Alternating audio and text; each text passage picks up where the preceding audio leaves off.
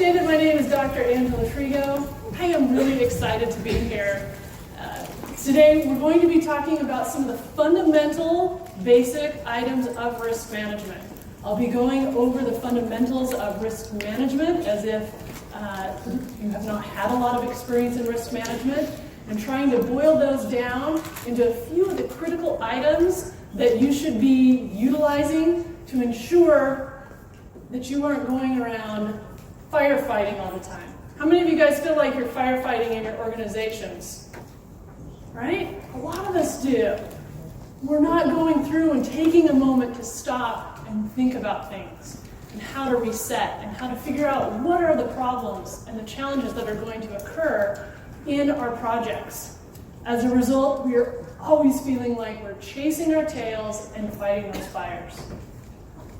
How many of you guys have flown in an airplane? Anybody tried to land an airplane? A couple people. Is it as easy as it looks? Can you just set that on autopilot and go? No, you can't. So I worked at Boeing for, I won't tell you the number of years, a long time. So I am very passionate about airplanes and how they fly and what happens and occurs with those. So as Mr. Halberg says, running a project is like flying an airplane. You need to plan the landing before it happens. Taking off on a project is like taking off flying and then saying, oh gosh, I don't know how to land an airplane. What am I going to do? How do we figure this out? Challenger accident. So I'm a rocket scientist, and this shaped part of my career, some of these activities associated with Challenger.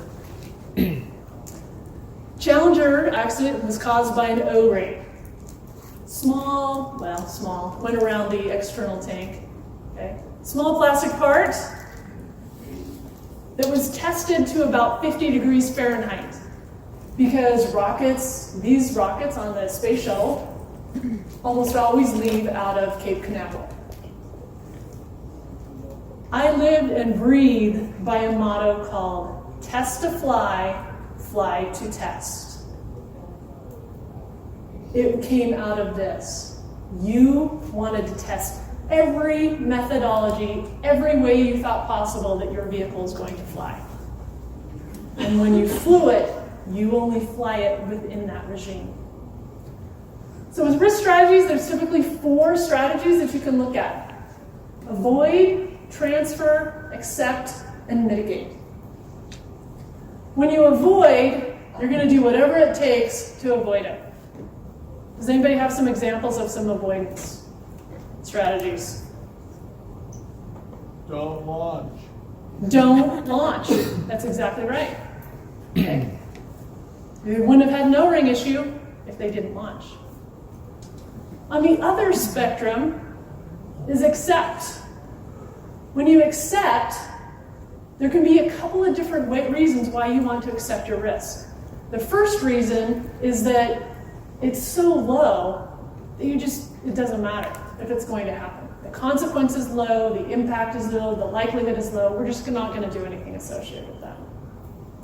Teddy Roosevelt said, risk is like fire. If controlled, it will help you. If uncontrolled, it will rise up and destroy you. It's so true. I don't know how many of you have seen a fire and seen how it can start really small. And if you can control it, it can give you heat at night. I camp a lot. And having a nice small fire can make a difference, take that edge off. And control can do very good things. But if the wind starts to pick up and you're in a dry region, it can get big really fast and can become uncontrollable. Dealing with risks is just like that. If we can plan ahead and start early so that we understand what those issues are and can either prevent them or have a way to manage them, you will be much more successful as a project manager. You'll be able to not be fighting fires, but you'll be able to be reacting as your organization and as your project moves and changes so that you can be more successful.